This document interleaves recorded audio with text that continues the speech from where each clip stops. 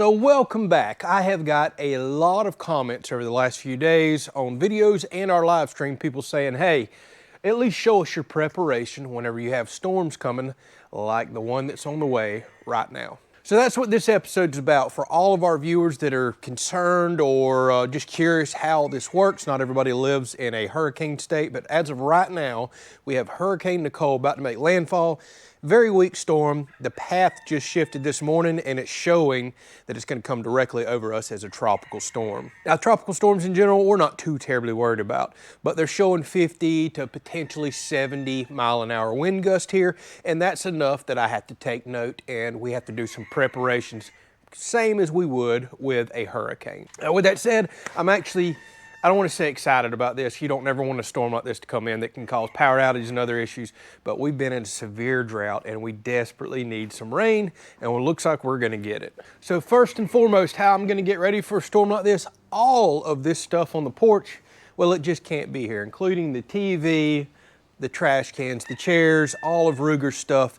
We're gonna have to kind of prep it up, get it out of the way, go pack it in the building, pack it in the living room of the house. 50 to 70 mile an hour winds isn't insane, but at the same time, it can make a lot of this stuff go airborne. We don't wanna bust out expensive windows and things like that. So sadly, I've got to prep and take care of it. We'll just kind of make this an all over the place episode. I just checked the forecast. They just gave us our 36-hour warning. So it says expect tropical storm force winds within the next 36 hours. That's close enough that I have to prepare today. I may wake up in the morning and the storm may have shifted. Well, it's just too late now. We have to go ahead and prepare. For some reason, I have a bunch of military helicopters flying over today. So y'all know a big concern of mine's been, well, these Blackstone lid covers that I have up here. This isn't a strong enough storm that I'm gonna go unhook and completely remove the Blackstone like I was gonna do for Hurricane Ian when it was showing that it was coming to this area, but it never showed up. So that means today we have to come up with some way to secure these because I don't want the appliances underneath to get all this blowing rain that we're most likely gonna get.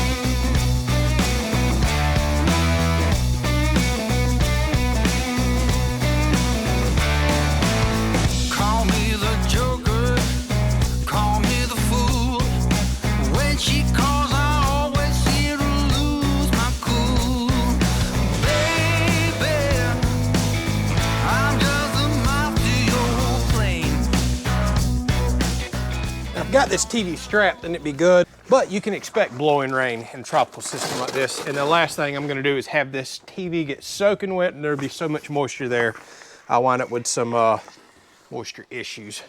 So this TV has a couple of screws right here on the back side that you loosen up and basically just unlock the TV and it pops right off this bracket.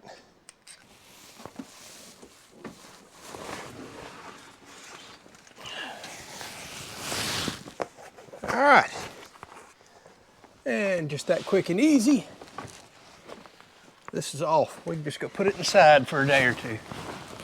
I think as far as this fan goes, I'll just strap it to the wall right here so it can't whip around or blow around. It just has to stay straight. If we were getting a relatively strong hurricane, for example, I would get up there, unbolt that, take it all down, but I don't think I'm gonna worry too much for the type winds that they're calling for with us. All right, so now that's strapped. All right, so we need to get something quick and simple figured out for these. I'll work on something nicer later. What I was realizing and looking at, it looks like all of these handles are almost exactly lined up. So that means I can just come slide a 2x4 into here. It'll actually wedge up underneath here. And I can put a quick strap over it to this Blackstone, which is extremely heavy. I think that'll keep these lids from blowing up and out. I'll come up with something a little more custom down the road.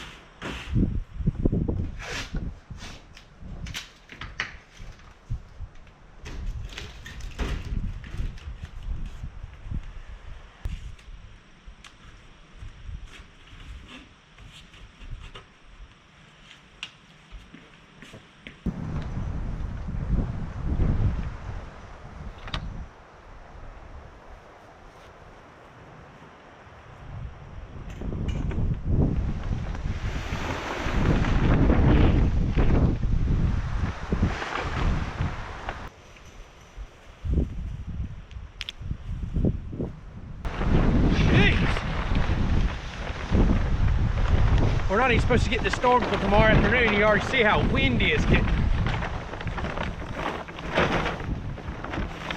So when I get ready for storms like this, the biggest thing that I'm looking for is, well, airborne objects. So coolers, buckets, things like that over there, grill lid, stuff like that can go flying. So I'll go move all this stuff in a pile, and water is your absolute best friend for all this stuff. So anything like that, I just bring over near this water hose, just start filling up all my coolers, buckets, everything.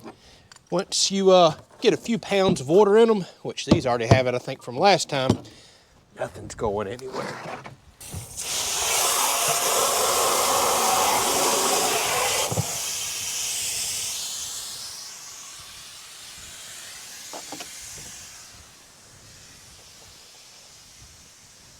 I'll go put all my gasoline in one specific area to protect it. I don't really like storing gasoline inside. You're just asking for trouble with all the fumes that it can put off. But I want to make sure I protect this because this is one of the most important things I have after the storm, assuming we have power outages. And pro tip right here, if you fill a cooler with the drain plug open, well, it just pours out on the ground. Dummy. This is wild. We're still a long ways away from the storm, and I've already been getting like probably close to 30-something, 40-mile-an-hour wind gust here a few times today. All right, that shouldn't blow around.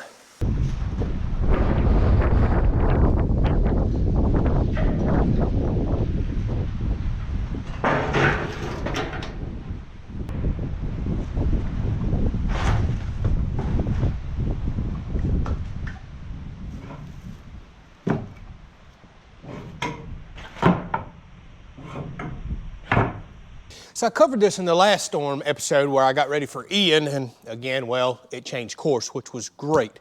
Not good for Central Florida. But always pull your generators out, check them, try to do this way ahead of time. I just recently checked these so I feel comfortable. I have a large generator and a very old mid-sized generator here that's bailed us out of a lot of power outages. And whenever I was testing them for Ian, I try to start mine up and let them run for 15 to 30 minutes. I don't just do, well, let's start up and shut it off, because that one right there, for example, I fired it up. I let it run probably 15 minutes and then it started acting up. Long story short, it's so old, I found a bunch of dry rotted and deteriorated fuel lines on it. And I did this again before Ian, like a week before. Luckily, I keep fuel line here, swapped all that out. But my point is, test your stuff early enough before a storm gets here so you have time to run to the hardware store, pick up parts, get something. I also ordered in a spare carburetor for this generator and my large one. I think it was literally like $17 for the spare carburetor for this. That's totally worth doing for your generators, because typically when they don't run right or you have a problem, almost always it's the carburetor. Gunked up, dry rotted seals, O-rings, something going on inside of it. Now, yeah, maybe fuel lines or chewed through wires because a rat or something got in your shop, but you need to run your stuff early, be prepared for that. The other thing people often don't take time to think about, they'll go get their fuel for this, think they're good to go. Make sure you have a couple of gallons of the oil that you need to put in these as well. You just don't ever know. You could be without power for a couple of weeks, and running these around the clock, well, you wind up hitting the oil change time on them multiple times throughout running for that extended period. Take care of your investment right here. You're expecting this to take care of you and bail you out. Shut it down, let it cool off, change your oil, fire it back up. And as far as gas goes, I turn over gas here so much with all the outdoor power equipment that we have. As soon as the news starts telling me, hey, in 5 to 7 days there could be a storm coming to your area, I'll go ahead and go fill up, because I have seen far too many times here us run out of our non-ethanol fuel, which is what you need to run in equipment like this, and everybody's at the pump panicking, flying all over the world trying to find it. That's the first thing I go get so I can avoid the drama and aggravation there. I don't have to worry about my gas going bad. I'll just put it in a lot of the equipment that we use daily.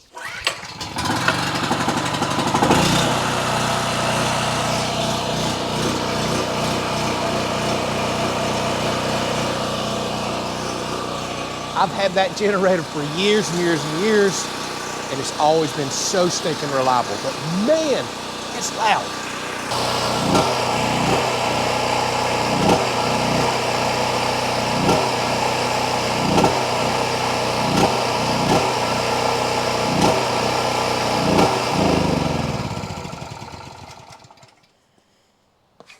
All right, so you heard that running rough right there at the end. That's because anytime I go to store generators, I cut the fuel off. I do this with all my small equipment.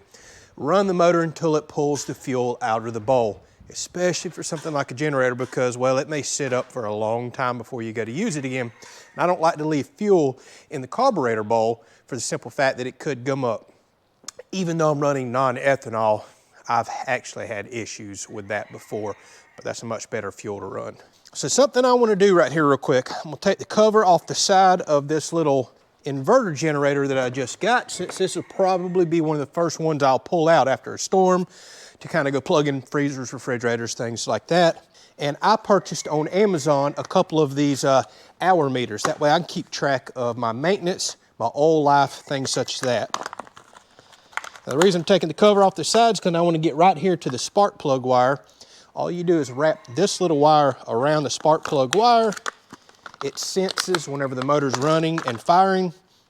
Then you've got a little hour meter right here that I can screw to the cover on the outside and keep track of, well, the hours. And I can know it, say if your manual says 20 hours, 80 hours, whatever it is to change your oil. So this Power Smart new inverter generator I have, it recommends changing the oil at the first 10 hours of use, which I've just ran this for 10 hours doing a break-in on it and doing some testing in a video I did. So I need to go ahead and change the oil out of this really quickly. Then I believe, I gotta go reread the manual. Then I believe it said you don't change the oil again until 100 hours, which is awesome. So I'll know at 110 hours, I'll just keep a little note in my manual to change the oil on this. And you need to check your manual because I believe this one right here says to change the oil every 20 hours of use. That's why I always tell people buy extra oil. People that run these things for 6, 8, 10 days straight. So you've went so far past the manufacturer's recommended oil change interval that you're damaging your engine. So something else that y'all recommended I get, so I picked a couple up. Excellent idea. I bought these off Amazon as well. By the way, I'll list all this down in the description in case you're curious about it. This is a magnetic drain plug right here. I thought that was a great idea. I bought one for my big generator, one for this, and I'm gonna get another one on the way for that one over there. But you just replace your factory old dipstick right there. It's got a magnet on the end, and well, these air-cooled engines are kind of known for tossing metal around. This helps pull it out, and that should extend the life of your engine. By the way, I apologize for these super loud roosters. So all the manual says to do is make a few wraps around your spark plug wire. I'll show you up close of this here in a second. Put a little zip tie on it so it can't come off, and it will read actual pulses. Okay, maybe you can see, but I just made several wraps around my spark plug wire right here and zip tied it on. Now I'll run this wire up and out. There is a little spark plug cover that goes right in here. I think what I'll do is just mount my little hour meter right to that. Okay, so now I have my little hour meter here. I'll do this on my other generators as well. Let's fire this one up and see if that starts counting after running just for a few minutes. It's been sitting a little bit. Let's see how easy this starts.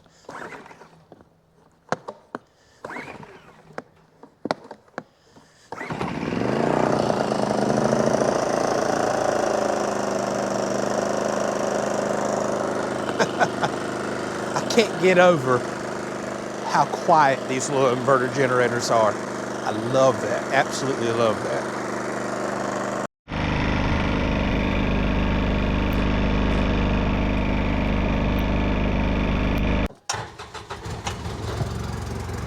Come on.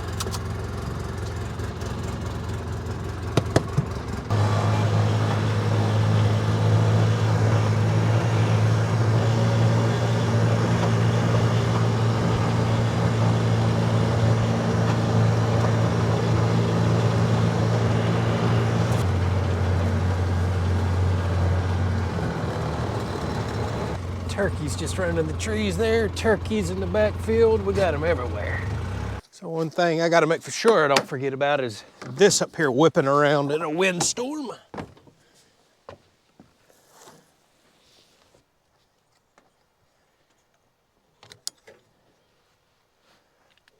All right, so to answer a couple of the last questions that I'm sure y'all probably have is, people probably curious, are we gonna come out here and use our storm shelter?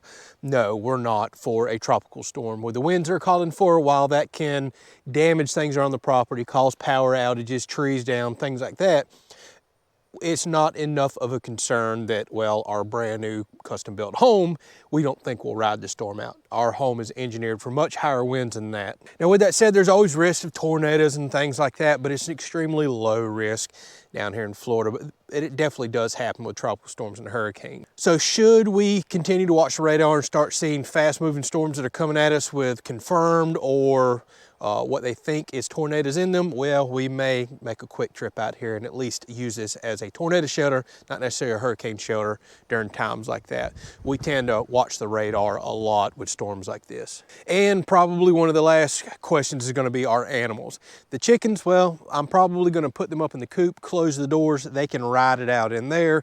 Again, we're not talking extremely high winds here. I'm not even going to tie the coop itself down, but I do have cables and all to do that should the storm somehow gain some strength. But right now, it's looking like it's going to be relatively weak by the time it gets to us. And as far as Ruger, everybody's going to want to know about Ruger, our outside dog. For storms like this and hurricanes, yes, what we'll probably do is put his crate inside. He can sleep the night through there. So even though he is an outside dog, yes, when it comes to storms and things like this, we're going to be 100% respectful of the animal, bring the animal in, no issue doing that at all. Okay, well, that was a few hours of putting stuff up. The last thing I'll do tomorrow is put the last couple of trash cans in the shop.